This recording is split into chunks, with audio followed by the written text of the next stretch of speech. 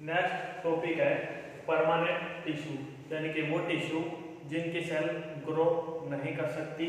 तो उनमें दो पार्ट है, एक सिंपल परमानेंट यानी कि सिमिलर टाइप ऑफ सेल से मिलकर बनी हुई एक ही प्रकार की कोशिकाओं से, दूसरा है कॉम्प्लेक्स परमानेंट यानी दो या दो से ज्यादा, टू और more than two type of cell form complex permanent tissue. अब पहले वाले की बात करें सिंपल परमानेंट टिश्यू, तो ये इसके तीन सब पार्ट हैं, एक पैरेन्काइमा, सेकंड कोलेनकाइमा और थर्ड स्केलेटनकाइमा।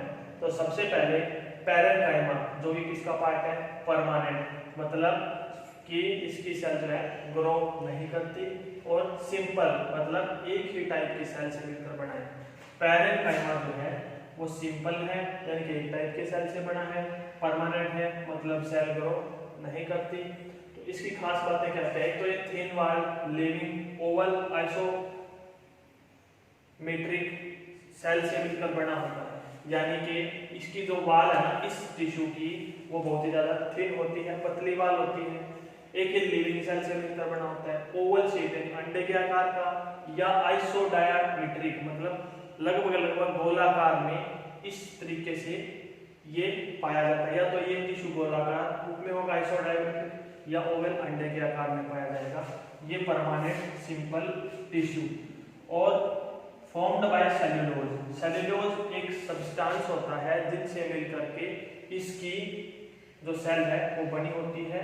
प्लांट की सेल लगभग सेल्यूलोज से मिलकर बनी होती है, जो पैरेन्काइमा है वो सेल्यूलोज से मिलकर उनकी सेल और सेल से मिलकर के ये टिश्यू किससे मिलकर बना होता है, सेल्यूलोज से। और यही पैरेन्काइमा बाद में बदल करके इसकी सारी सेल क्या बन जाती है, एपिडर्मिस।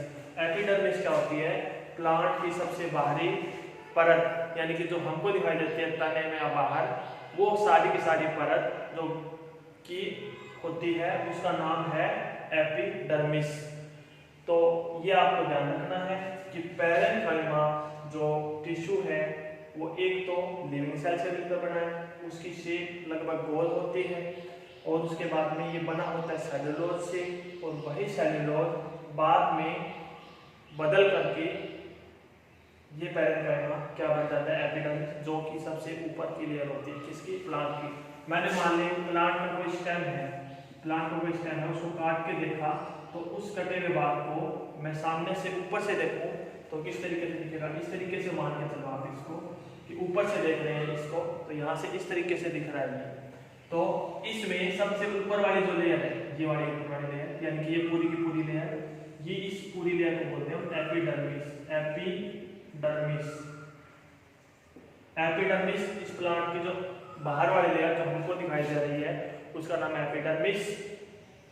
इसके ठीक नीचे जो लेयर होती है, इसके बिल्कुल ठीक नीचे जो लेयर होती है एपिडर्मिस की, उस सेल से मिलकर जो टिश्यू बनता है उसको हम बोलते हैं पैरेन्काइमा।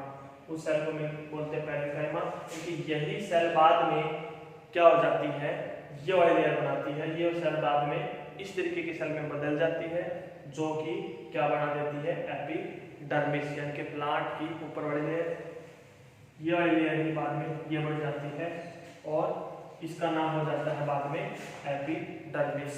अब सेकंड पार्ट है कोलेनकाइमा। कोलेनकाइमा से पहले एक बार इसको पूरा कवर कर लेते हैं। तो इस पैरेन्काइमा के और आगे सब पार्ट इसने बता रखे हैं। पहला पार्ट है क्लोरेनकाइमा, पहला पार्ट है क्लोरेनकाइमा, ये क्या होता है, फॉर फोटोसिंथेसिस। ये वाले जो टिश्यू है क्या काम में हेल्प करते हैं, पौधों को प्रकाश संश्लेषण फोटोसिंथेसिस में हेल्प करते हैं। इसका दूसरा पार्ट है एरेन्काइमा। एरेन्काइमा का आप शुरू से देख सकते हो एयर के जैसा आ रहा है नाम, एयर। एयर यानी कि इसमें हवा भरी होती है, इस टिश्यू में हवा भरी होती है। तो इन फ्लोटिंग प्लांट से क्या काम आता है, कुछ पौधे पानी के ऊपर तैरते रहते हैं, ऐसे भी पौधे होते हैं जैसे कि कमल, तो वो जो है लोटस, उन टाइप के प्लांट्स में ये टिश्यू पाए जाते हैं। एरेन्काइमा कहाँ आते हैं, इन फ्लोटिंग प्लांट्स, एयर यानी हवा भरी होती है इनके अंदर, और ये फ्लोटिंग प्लांट्स में पाए जाते हैं। ये किसका पार्ट है, ये पैरेन्काइमा सिंपल परमानेंट टिश्यू का पार्ट है एरेनकाइमा, यानी कि इसकी सारी सेल परमानेंट होती है, ग्रो नहीं करती। दूसरी बात सिंपल है तो सेम टाइप की सेल से मिलकर बना होता है। क्लोरेनकाइमा फोटोसिंथेसिस में हेल्प, सिंपल है, परमानेंट है, ये आपको ध्यान रखना है। अब दूसरा पार्ट है इसका सिंपल का, दूसरा पार्ट है कोलेनकाइमा। ध्यान रहे एक पैरेनकाइमा का पार्ट है क्लोरेनकाइमा, लेकिन एक सिंपल का पार्ट है कोलेनकाइमा। दोनों में डिफरेंस आपको करना है। एक तो है सिंपल के एक पार्ट का पार्ट जिसका नाम है क्लोरेनकाइमा, और एक सिंपल का ही अलग से पार्ट है कोलेनकाइमा। इसमें आर नहीं है ज़्यादा, इसमें आर है क्लोरेनकाइमा कोलेनकाइमा। तो जो एक कोलेनकाइमा है इसको हम आगे डिस्कस करते हैं। फॉर्म ऑफ थिक वॉल, यानी कि इस पैरेनकाइमा की वॉल कैसी थी, थिन पतली, लेकिन इस कोलेनकाइमा की जो वाल है जो बाहर की टिश्यू की वो क्या होती है, बहुत ही ज़्यादा थिक मोटी होती है। ये भी लिविंग से मिलकर बना है, ये भी लिविंग से मिलकर बना है। Found in hypodermis of dicot stem. ये डाइकोट क्या चीज होती है ये आपको समझना पड़ेगा। तो इसके लिए आपको समझना पड़ेगा इनसे बनने वाले बीज, जो इनके जो बीज होते हैं उनके जन्म के समय जब वो क्या होते हैं धरती से जन्म लेते हैं तो दो कंडीशन हो सकती है, या तो वो एक पत्ते के साथ मोनोकोट जन्म लेंगे या फिर वो दो पत्तों के साथ जन्म लेंगे, उनको बोलते हैं डाइकोट। तो जो ये डाइकोट है ये जन्म के समय दो पत्तों के साथ जन्म लेते हैं।